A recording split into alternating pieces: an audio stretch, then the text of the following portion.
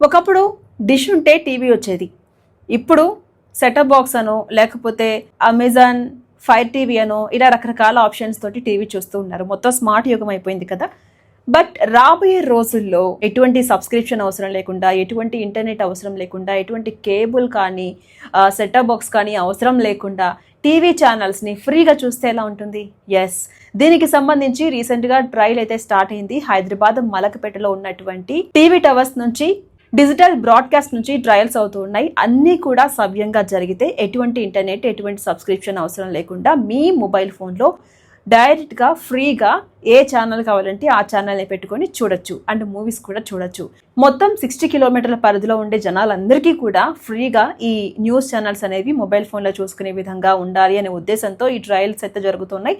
ఈ ట్రయల్స్ కనుక సక్సెస్ఫుల్ అయితే వచ్చే ఇయర్ అంటే 2027 నుంచి ఇవి కంప్లీట్గా అందరికీ అందుబాటులోకి వస్తాయి. అండ్ మరిన్ని రాష్ట్రాలకు విస్తరించే అవకాశాలు కూడా స్పష్టంగా కనిపిస్తున్నాయి. సో మరికొన్ని నెలల్లోనే ఇది సక్సెస్ అయితే without internet, without subscription, without cable కావచ్చు, సెటప్ బాక్స్ కావచ్చు, ఫైర్ టీవీ కావచ్చు, ఏవి లేకుండా మన మొబైల్ ఫోన్లో ఫ్రీగా ఏ ఛానల్ కావాలంటే ఆ ఛానల్లో చూసుకోవచ్చు.